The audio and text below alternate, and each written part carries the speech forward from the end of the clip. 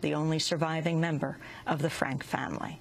And those are some of the headlines. This is Democracy Now!, democracynow.org, the War and Peace Report. I'm Amy Goodman with Sharif Abdel-Qadoos. And welcome, everyone. The Caribbean nation of Haiti has been devastated by a massive 7.0 magnitude earthquake, causing what's being described as a catastrophe of major proportions. The extent of the disaster is still unclear, but there are fears thousands of people may have died and tens of thousands lost their homes. In the capital, Port-au-Prince, a city of 2 million people, thousands of buildings were damaged or destroyed, including hospitals, schools, and hotels. The United Nations headquarters was also reported to be severely damaged, and many of its staff are reported missing. The earthquake struck about 10 miles southwest of the capital at around 5 p.m. on Tuesday. It was the strongest earthquake to hit Haiti in more than 2 centuries. It was followed by at least 27 aftershocks, the largest 2 of which were 5.9 and 5.5 in magnitude. The quake prompted a tsunami alert for parts of the Caribbean that was later cancelled. For hours after the quake, the air was filled with a choking dust from the debris of fallen buildings. People were heard screaming for help throughout the city. A Food for the Poor charity worker in Port-au-Prince told Reuters, quote, "There are people running, crying, screaming. People are trying to dig victims out with flashlights. I think hundreds of casualties would be a serious understatement." The historic National Palace has also been severely damaged. President René Préval and his wife are both reported to be alive. A number of nations, including the U.S., Britain, Venezuela, and other Latin American countries, are gearing up to send aid.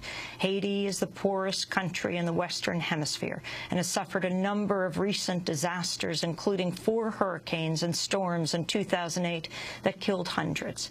Kim Ives is with us here. He's a journalist with the newspaper Haiti Liberté. He's joining us in our studios in New York. Edwidge Danticat is a Haitian-American novelist. Her books include Brother, I'm Dying. It tells the story of her uncle dying in immigration detention in Miami. She joins us from Miami. We want to go now to Edwidge. We welcome you. Our condolences on your country and what it is going through right now. Can you start off by telling us what you have heard from your own family in Haiti? Thank you so much, Amy. Thank you for the opportunity to be here. I have heard very little from my own family, the relatives that I have in Port-au-Prince. I've not heard, we've not heard from anyone of our family members in Carrefour or in Bel Air. So we're just watching sort of the news footage and trying to piece together, you know, things approximately where they are there. So we've had no contact. The good news is we've had some contact with our family that's outside of Port-au-Prince. We spoke last night to my mother-in-law, who's in Cavaillon, which is outside of Les Cayes. And even as we were speaking to her about 10:30, she kept saying, "The ground is shaking, the ground is shaking." But she was fine, and her neighbors were fine. They did not have any damage there. But it's a very different and frightening picture in Port-au-Prince. We've not had news there. Kim Ives, you've got your computer on the table. You've been following tweets as we've begun this show.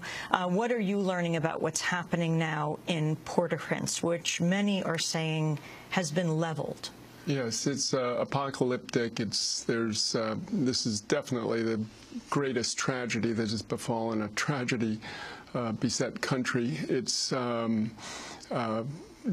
just unimaginable, the destruction, the roads, buildings, houses, and one has to think, I mean, so much of the construction is done in just concrete without any steel rebar reinforcement. Last year, a school collapsed just by itself, and so you can imagine with a 7.0 earthquake what's happening. That school was in Pétionville, which is in a wealthy suburb of Port-au-Prince up in a hill, and that's where they said yesterday the first hospital collapsed. Yes, I think many of the buildings in that area, especially in the hilly areas where, you know, houses, like in much of Latin America, in many of the cities, are built in giant bowls of houses on top of each other. And last night, most of the radio stations in Haiti were out of commission, but there was an internet television that was on. People were calling into that. People were describing firsthand how houses had fallen on their house and their family had been killed inside. And what do you understand is the scope of this devastation? It is very hard to get reports from the ground right now, but we've heard the UN building was severely damaged, and so was the National Palace, but also thousands of buildings have reportedly been damaged or collapsed. Well, the Hotel Christopher, which is where the UN mission to stabilize Haiti, the UN occupation force, was headquartered, collapsed. The Montana Hotel, which was the principal foreign journalist hotel up in Pétionville, collapsed. The palace collapsed. The General Hospital, the cathedral, the roof fell off it. I mean, these are a century of architecture. 2 centuries has just been wiped out in this disaster. And there's also been a report that the UN security chief has been killed. It was just breaking in Al Jazeera before we went to air today. I didn't hear that, but I know dozens and dozens of UN workers are missing. And Jacmel was also very severely hit. We heard from some contacts in Jacmel that total devastation there.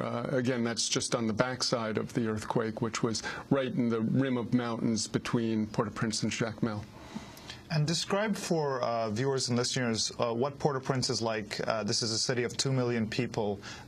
Paint a picture of the city and of Haiti. Well, a minimum of 2 million, probably more like 3 million. I mean, due to U.S. economic policies over the past 3 decades, millions of people have been pushed out of the countryside into the cities where they live in makeshift shacks built up on usually state land or along the perimeters of the city.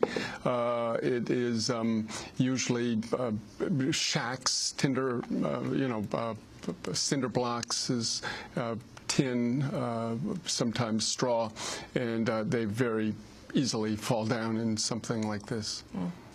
Edwidge Danticat, Kim just alluded to something more than the natural catastrophe that we're seeing today, which was the very fragile politics of Haiti and what has devastated the country for so long. Could you give us a brief history of your country, founded in 1804, the first black republic in the Western Hemisphere, born of a slave uprising? Well, that's a very wonderful place to start on a day like this. Indeed, the first black republic in this hemisphere, one of the first 2 republics in this hemisphere, but soon after independence was not recognized by its neighbors, which it nevertheless helped gain, in some cases, their independence in Latin America, and helped the U.S. Fight here in Savannah, Georgia, and then a series of a debt, because it had to pay to France a large amount of money for its independence, and then 2 U.S. Invasion occupations and a series of dictatorships. It's been, before in the midst of this, deforestation sponsored by outside interests, and just a series of a very painful history. And add to that all the other natural disasters, 4 storms last year, the tropical storm Jean a couple of years ago, which covered the town of Gonaïves, but nothing, I think, like today. Nothing. This is really the big one. This is what people have talked about, this, because we would look at these houses on the hillsides. You would look at some neighborhoods that, like Kim was talking about, with the shacks and the overpopulation in Port-au-Prince, but never imagine this. And we add to this some fires that we've seen in the footage that we've seen of Port-au-Prince, of the cathedral. I can see parts of my old neighborhood, through this this very large veil of fire. So it's really it's totally unimaginable. It seems like the abyss of a very long and painful history of natural and political disasters.